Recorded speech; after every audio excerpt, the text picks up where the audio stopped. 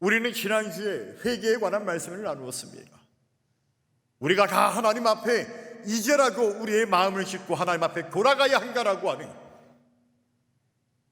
우리의 방향을 완전히 바꾸어서 주님께로 가야 한다라고 하는 그 회개의 말씀을 나누었고, 그것을 하나님께서 우리에게 원하신다라고 이야기했다면, 여러분, 이 회개에 또 다른 특징이 있습니다. 그게 뭐냐? 회개는 결코 나 한 사람에서 끝나지 않는다라고 하는 것입니다.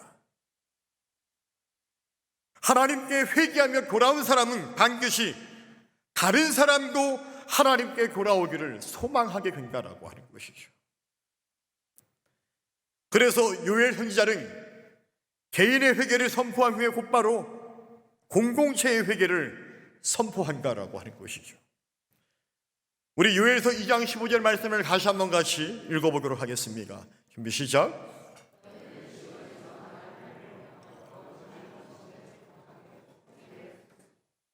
아멘. 너희는 시온에서 나팔을 불며 금식을 정하고 성회를 소집하라라고 그렇게 말씀합니다. 여러분, 여기서 나팔을 불라라고 하는 것은 단순히 사람들을 그냥 모으라는 뜻이 아닙니다. 여러분, 이스라엘에서 나팔은 매우 중요한 의미를 갖고 있죠. 나팔은 언제 사용되었을까요? 나팔은 전쟁을 알릴 때 사용되었고, 나팔은 절기를 시작할 때 사용되었으며, 또한 왕을 세울 때 불렀습니다. 그리고 이스라엘의 수많은 백성들을 하나님 앞으로 인도할 때, 불러 모을 때 이 나팔을 불렀다라고 하는 것이죠. 여러분, 지금 요엘 선지자가 나팔을 불라고 말하는 것은 단순한 그냥 그저 그런 성회로 모이라는 것이 아닙니다. 바로 나라 전체가, 민족 전체가, 공동체 전체가 하나님 앞으로 돌아와야 할 때가 되었다라고 하는 것이죠. 즉, 남녀가 전체가 이제라도 마음을 찢고 회개하며 하나님께 돌아와야 한다라고 하는 것을 알리는 것입니다. 그것이 요엘 선지자의 외침입니다. 여러분, 왜 공동체가 회개해야 할까요? 우리는 때로 너무 신앙을 개인적인 것으로만 생각할 때가 많이 있습니다. 내가 예수 믿으면 되지, 아버님이 잘 믿으면 되죠, 나만 신앙을 잘 지키면 되지 라고 생각하지는 않습니까? 그러나 성경은 우리들에게 그렇게 말하지 않습니다.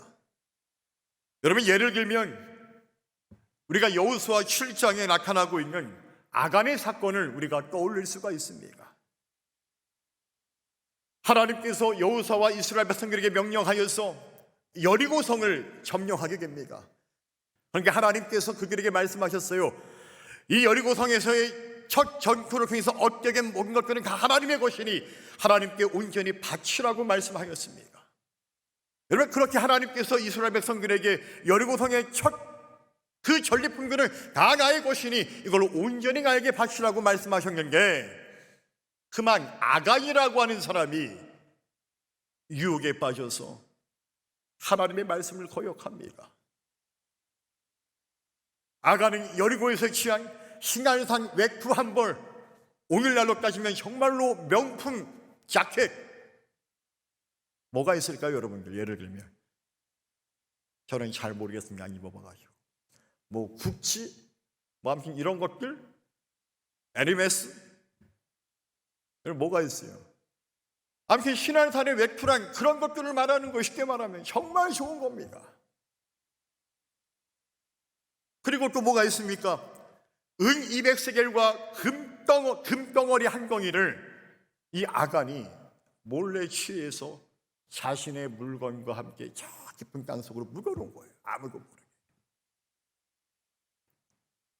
물론 여호수아와 이스라엘 백성들은 그걸 전혀 몰랐습니다. 시간이 흘러서 다시 이스라엘 백성들이 두 번째 성을 점령하기 위해서 전쟁에 나서게 됩니다. 그 성은 바로 아이성이라고 하는 성이었어요. 여리고성에 비하면 정말 보지할 것 없는 성이었고 규모가 크지 않았기 때문에 여호수아와 이스라엘 백성들이 딱 봐도 여기는 우리가 무조건 이기겠다 그렇게 생각할 정도로, 왜? 여리고성도 무너졌는 게 이 아이성쯤이야. 그렇게 담대하게 그들이 싸우러 나갔는 게 예상치도 못하게 이 아이성에서 그만 이스라엘 백성들이 패배를 당하게 됩니다. 여호수아는 하나님 앞에서 자신의 오늘 옷을 찢고 회개하며 통곡합니다. 하나님, 우리가 왜 이 아이성에서 전가일까? 우리가 여리고를 그렇게 어려운 성을 취한 지가 얼마 전이고 하나님의 은혜를 취했는데 왜 우리가 이 아이성을 넘지 못하였습니까? 대체 우리가 뭘 잘못한 것입니까? 하나님 앞에 금식하며 회개할 때 하나님께서 여호수아에게 그 패배의 원인을 말씀하시죠. 우리 여호수아서 7장 11절로 12절의 말씀을 같이 한번 읽어보기를 원합니다. 준비 시작.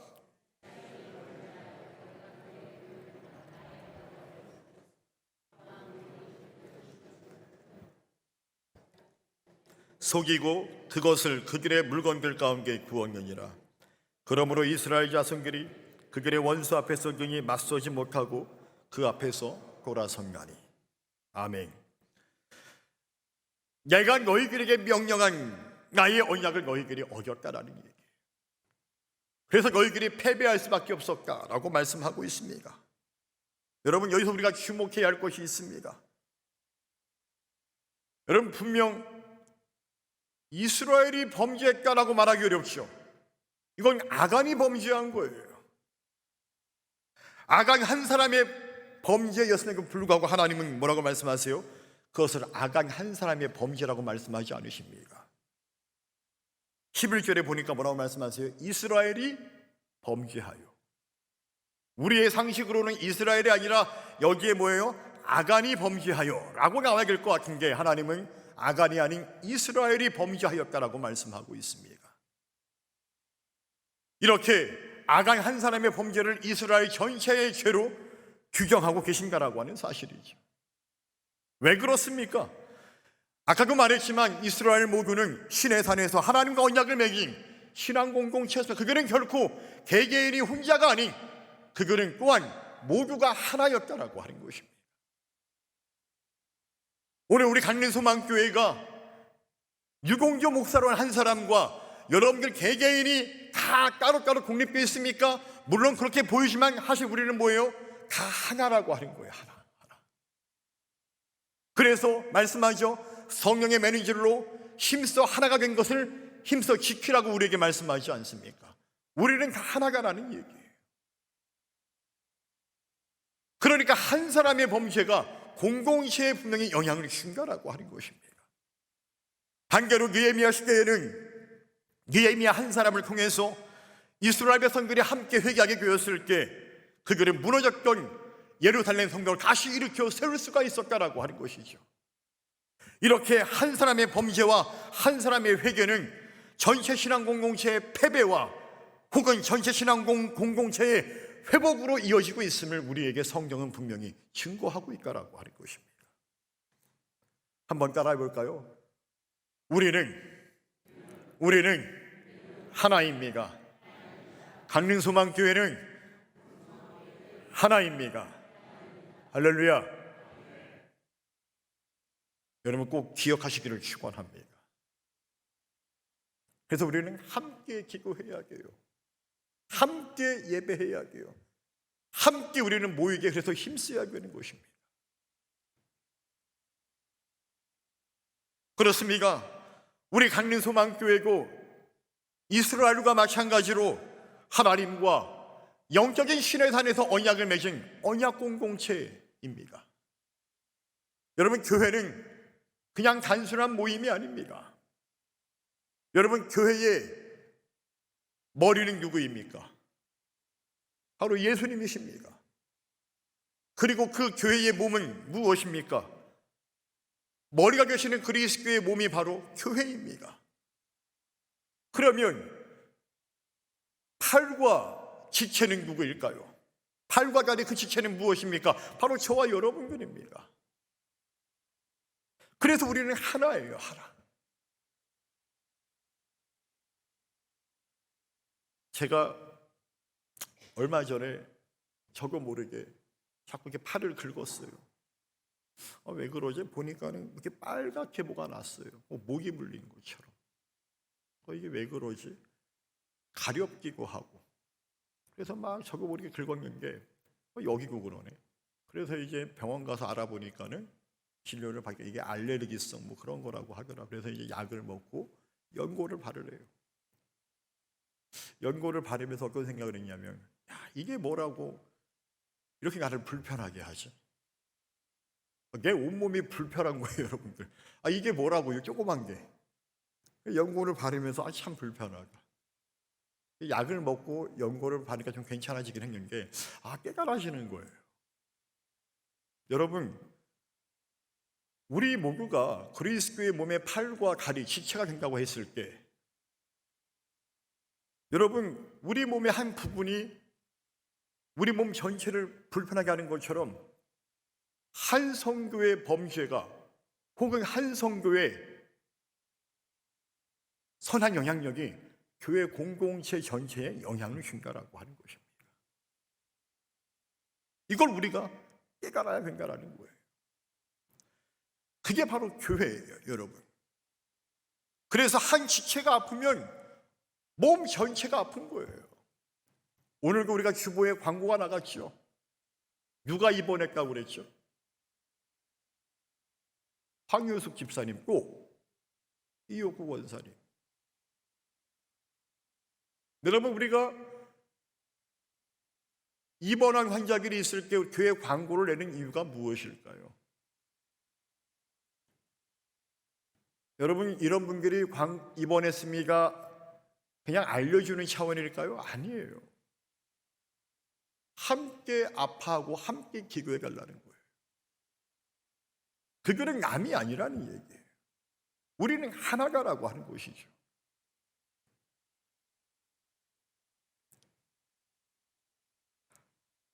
한 지체가 아프면 우리의 몸 전체가 아픈 거예요. 반면에 한 명의 성도가 살아나면 그 병 가운데서 자유하게 되면 우리 몸 전체가 우리가 마치 자유하고 우리가 기뻐하지 않습니까? 우리가 살아난 것 같지 않습니까? 이게 바로 교회가라고 하는 것입니다. 그렇게 하나님께서는 메뚜기 때 재앙으로부터 우리를 회복시키기 위하여서 개인의 회개와 더불어서 그 개인이 속한 언약 공동체가 회개할 수 있도록 모든 세계를, 모든 사람들을 그 회개의 자리로 우리를 부르신다라고 하는 것이죠. 오늘 본문을 보게 되면 하나님은 요엘 선지자를 통하여서 모든 공동체, 모든 세계를 바로 이 성회의 장소로 부르신다라고 하는 것이죠. 우리 다시 한번 요엘서 2장 14절과 16절의 말씀을 우리가 연속해서 한번 같이 읽어보도록 하겠습니다. 준비 시작.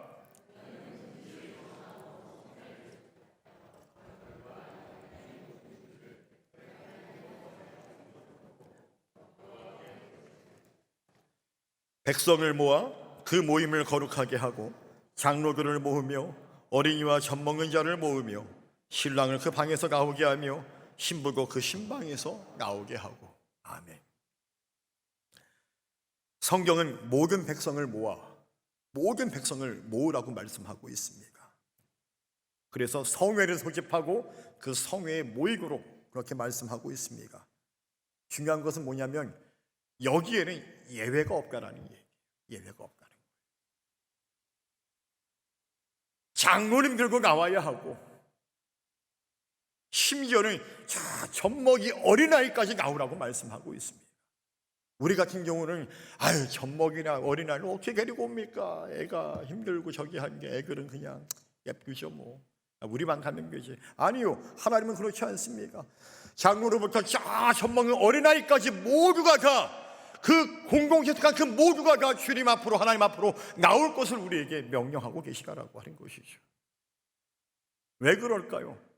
그들에게 은혜를 베풀어 주시기 위해서, 그들에게 회복의 역사가 일어나게 하기 위해서, 그들에게 복을 주기 위해서 하나님은 이 성회의 장소로 모든 세계가 함께 나오라고 말씀하는 거예요. 제가 강민소망교회 부임해서 하나님 앞에 기도한 것이 있어. 하나님, 강민소망교회 성도들이 은혜 받기를 원합니다. 하나님의 복을 누리기를 원합니다. 그래서 제가 결심한 게 뭐였냐면은 매년 1월 달에는 우리가 신년 축복성회로 함께 모이고 성회를 제가 주님의 이름으로 하나님께서 성회를 선포하기를 원했어요. 신령축복성회로 7월달은 우리가 상반기 맥주감사절 예배를 드리고 상반기에 받은 은혜를 기억하면서 다시 하반기 하나님과 동행하기를 원하는 그 결단으로 우리가 영성 수련회, 1월달에는 하나님의 은혜와 복을 구하는 시간을 한다면 우리가 7월에는 다시 한번 우리의 믿음과 우리의 신앙을 새롭게 하는, 우리가 회개하며 주님 앞에 새롭게 하고자 하는 그런 전교의 영성 수련을 하나님께가 그렇게 하기를 원합니다.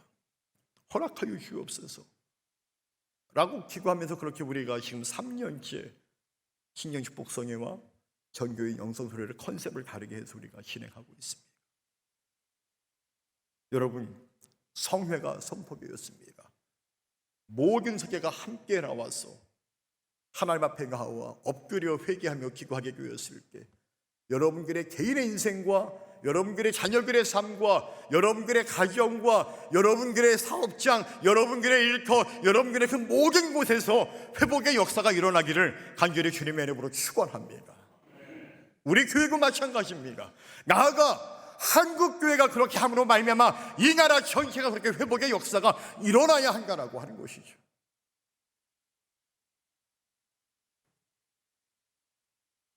여러분, 대체 하나님은 왜 이렇게까지 하라고 하시는 것일까요?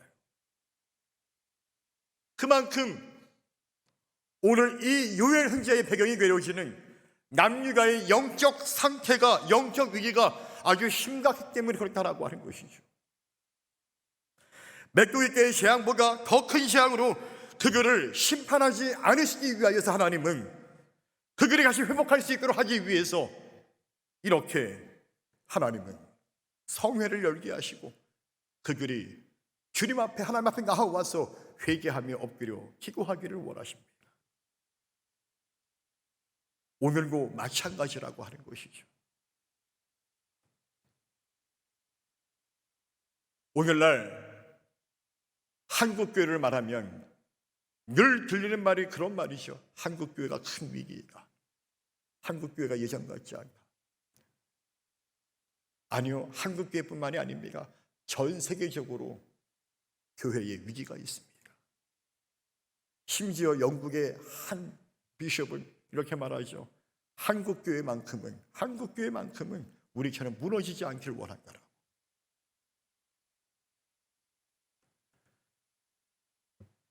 동성애의 문제, 차별금지법의 문제, 여러 가지 문제들이 많이 있습니다.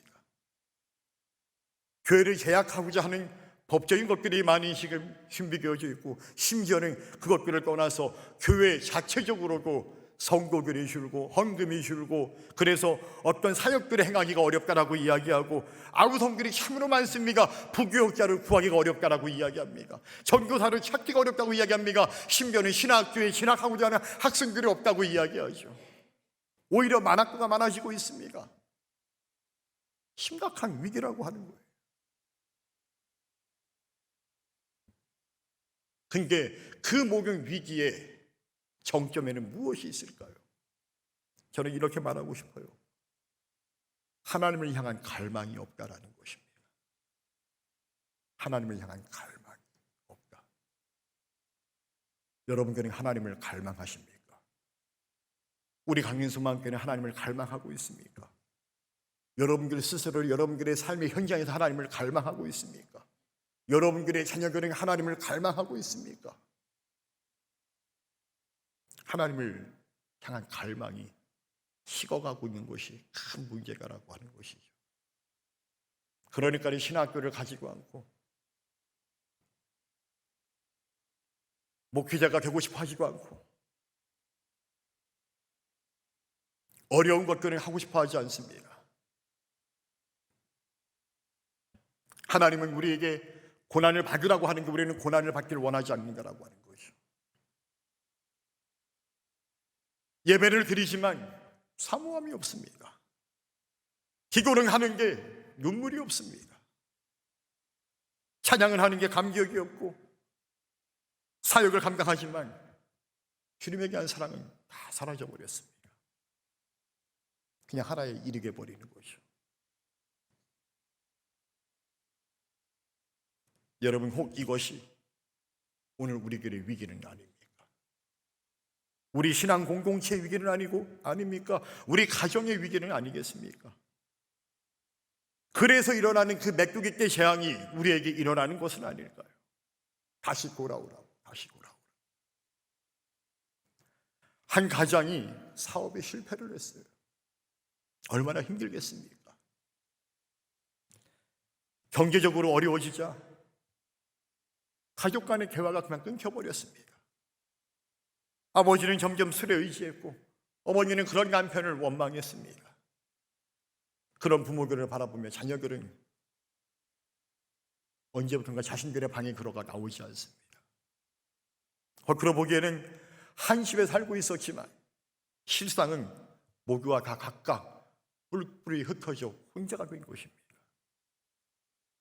그런데 어느 날 그 아버지가 새벽 예배에서 이 요엘서의 말씀을 듣게 되었습니다. 온 마음으로 내게로 돌아오라. 너희는 이제라도 마음을 싣고 내게로 돌아오라. 그는 그 말씀에 큰 감동을 받고 성령께서 자신에게 말씀하시는 그 음성을 듣게 됨으로 말미암아 그 자리에서 한참을 회개하며 울게 되었다라고 하는 것이죠. 내가 하나님을 갈망하지 않았구나. 내 가정이 이렇게 된 것, 내 자녀들과의 관계가 이렇게 망가진 것, 바로 여기에 문제가 있었다라고 하는 것들을 비로소 깨닫게 된 것이죠. 성령님께서 그에게 말씀으로 그의 삶을 조명하시고 성령님이 그의 마음을 치신 것이죠. 그는 그렇게 한참을 눈물로 회개하고 기도하며 집에 돌아와 이렇게 가족들에게 말합니다. 미안하다. 내가 그동안 하나님보다 내 자존심을 더 붙들고 살았구나. 그날 이후로 가족들과 함께 어렵지만 말씀을 읽고 기도하기 시작합니다. 물론 경제적인 형편은 나아지지 않았습니다. 그러나 집안의 분위기가 달라지기 시작합니다. 웃음이 돌아오고 용서가 시작되고 대화가 다시 돌아왔습니다. 여러분, 그 가정이 회복된 것은 사업이 다시 일어나서 회복된 것이 아니라 바로 그들이 하나님께 다시 돌아왔기 때문에 그렇게 회복의 역사가 일어나기 시작했다라고 하는 것이죠. 그렇습니다. 여러분, 내 인생의 회복은, 내 가정의 회복은, 내 자녀들의 회복은, 우리 교회의 회복과 이 나라 민족의 회복은 바로 하나님께 돌아오는 데서 시작된다라고 하는 것을 꼭 기억할 수 있기를 주님의 이름으로 축원합니다. 그래서 우리는 기도해야 돼요. 하나님 앞에 이 거룩한 성회로 함께 모여서 우리는 눈물로 회개하며 내 인생을 위해서, 내 자녀와 내 가정을 위해서, 내 교회와 이 나라 이 민족을 위해 우리는 기도해야 할 의무가, 그 책임감이 그리스도인들에게 있다라고 하는 거예요. 사랑하는 성도 여러분, 우리 모두가 시온에서 나팔이 불려질 때 금식하는 마음으로 이 성회에 함께 모여서 이 예배 자리에 함께 모여 우리가 회개함으로 메뚜기 떼약의 재앙으로부터 다시 일어나게 되어지는 회복의 역사와 은혜가 있기를 간절히 주님의 이름으로 축원합니다. 하나님께서 우리 공동체가 회개하며 주님께 돌아감으로 말미암아 다시금 우리 공동체가 회복의 역사가, 부흥의 역사를 다시 써내려 갈 수 있는 그런 놀라운 신앙 공동체, 여러분들의 가정, 여러분들의 인생이 될 수 있기를 간절히 주님의 이름으로 축원합니다.